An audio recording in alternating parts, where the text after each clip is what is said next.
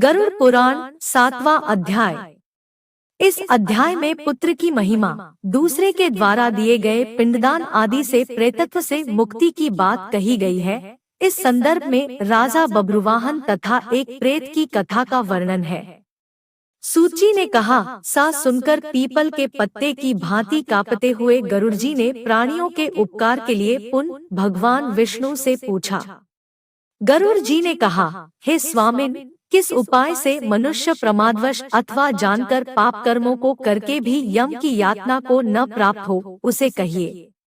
संसार रूपी सागर में डूबे हुए, दीन चित्त वाले, पाप से नष्ट बुद्धि वाले तथा विषयों के कारण दूषित आत्मा वाले मनुष्यों के उद्धार के लिए हे माधव, पुराणों में सुनिश्चित किए गए उपाय को बताइए, जिससे मनुष्य सद्गति प्राप्त कर सके।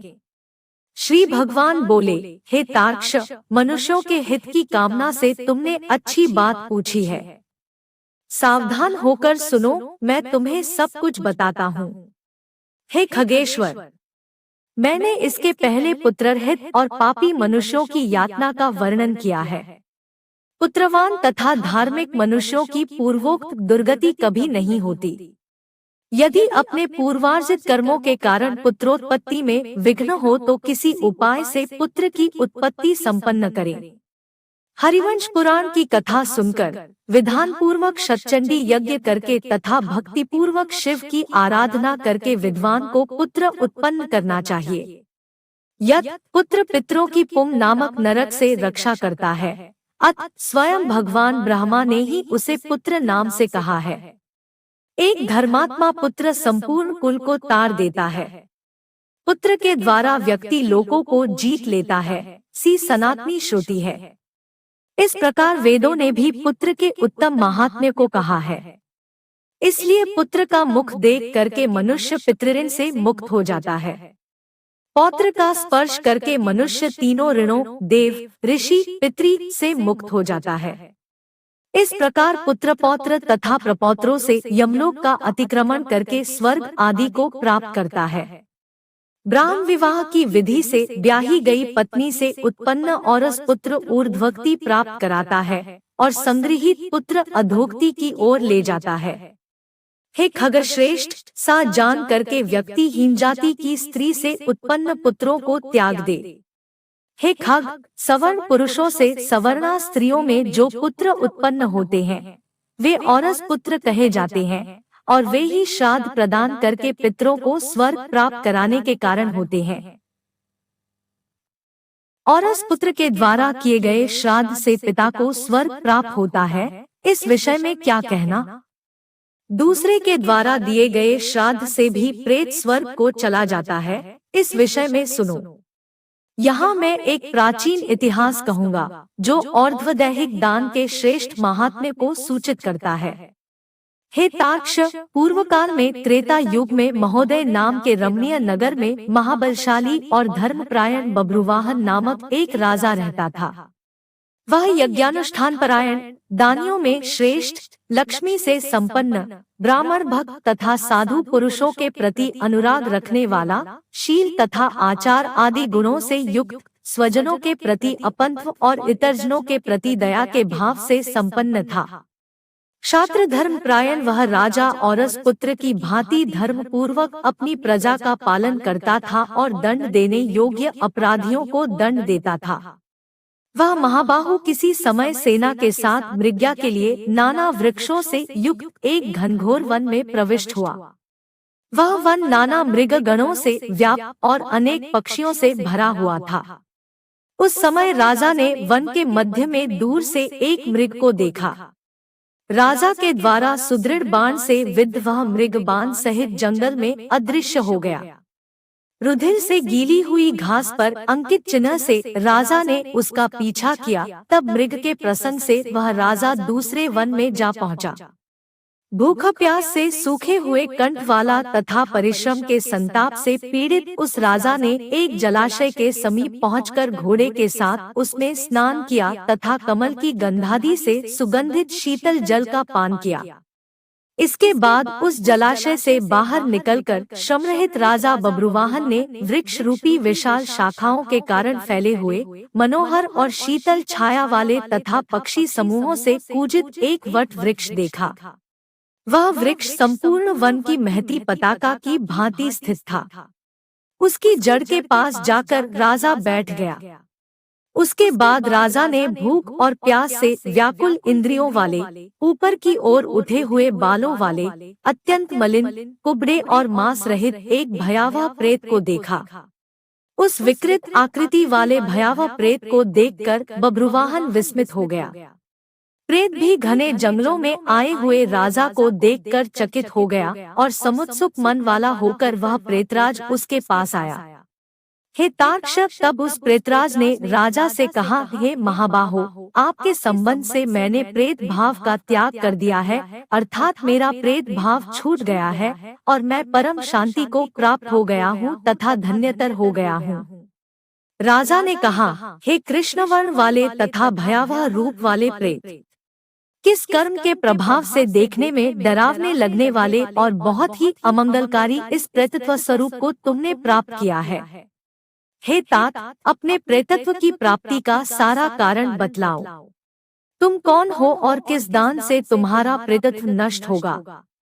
प्रेत ने कहा, हे श्रेष्ठ राजन, मैं आरंभ से आपको सब कुछ बतलाता हूँ।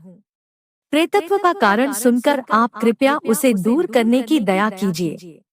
वैदेश नाम का एक नगर था जो सभी प्रकार की संपत्तियों से समृद्ध, नाना जनपदों से व्याप्त, अनेक प्रकार के रत्नों से परिपूर्ण, धनिकों के भवनों तथा देव एवं राजप्रसादों से सुशोभित और अनेक प्रकार के धर्मानुष्ठानों से युक्त था। हे तात, मैं वहाँ रहता हुआ निरंतर देव पूजा किया करता था। आपको विदित होना चाहिए कि मैं वैश्य जाति में उत्पन्न हुआ और मेरा नाम सुदेव था। मैंने हव्य प्रदान करके देवताओं का तथा कव्य प्रदान करके पितरों का तर्पण किया।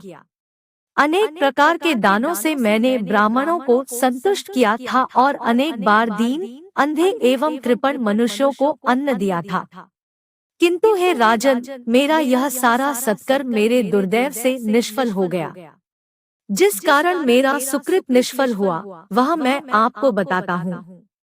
मुझे कोई संतान नहीं है, मेरा कोई सुहृद नहीं है, कोई बांधव नहीं है और न सा कोई मित्र ही है जो मेरी और्ध्वदैहिक क्रिया करता।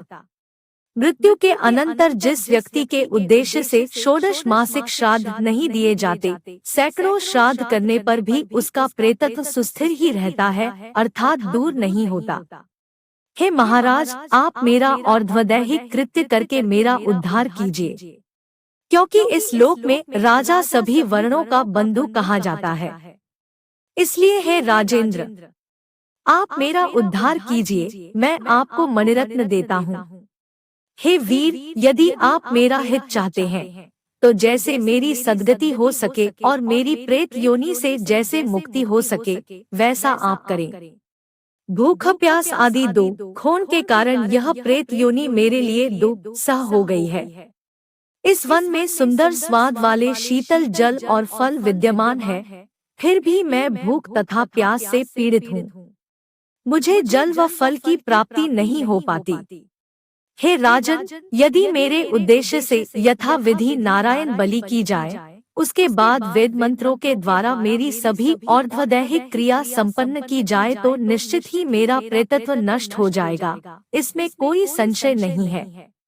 मैंने सुन रखा है कि वेद के मंत्र, तप, दान और सभी प्राणियों में दया, सत्शास्त्रों का श्रवण, भगवान विष्णु की पूजा और सज्जनों की संगति, ये सब प्रेत योनि के विनाश के लिए होते हैं। इसलिए मैं आपसे प्रेतत्व को नष्ट करने वाली विष्णु पूजा को कहूँगा। हे राजन, न्यायोपार्जित 2 सुवर्ण भार का सोना लेकर उससे नारायण की एक प्रतिमा बनवाएं, जिसे विविध पवित्र जलों से स्नान कराकर 2 पीले वस्त्रों से वेष्टित करके सभी अलंकारों से विभूषित कर अधिवासित करें, तदंतर उसका पूजन करें। उस प्रतिमा के पूर्व भाग में श्रीधर, दक्षिण में मधुसूदन, पश्चिम में वामन और उत्तर में गदाधर, मध्य में पितामह ब्रह्मा तथा महादेव शिव की स्थापना करके गंध पुष्पादि द्रव्यों के द्वारा विधि विधान से पृथक पृथक पूजन करें। उसके बाद प्रदक्षिणा करके अग्नि में हवन करके देवताओं को तृप्त करके घृत, दधि तथा दूध से विश्वदेवों को तृप्त करें। तदंतर सामहित चित्तवाला यजमान स्नान करके नारायण के आगे विनीतात्मा होकर विधिपूर्वक मन में संकल्पित और द्वदैहिक क्रिया का आरंभ करे। इसके बाद क्रोध तथा लोभ से रहित होकर शास्त्र विधि से सभी श्राद्धों को करे तथा वृषोत्सर्ग करे। तदंतर ब्राह्मणों को 13 पददान करे, फिर शय्यादान देकर प्रेत के लिए घट का दान करे। राजा ने कहा, हे प्रेत, किस विधान से प्रेत घट का निर्माण करना चाहिए और किस विधान से उसका दान करना चाहिए?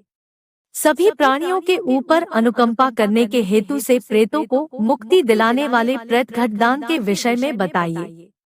प्रेत ने कहा, हे महाराज, आपने ठीक पूछा है। जिस सुदृढ़ दान से प्रेतत्व नहीं होता है उसे मैं कहता हूँ, आप ध्यान से सुने।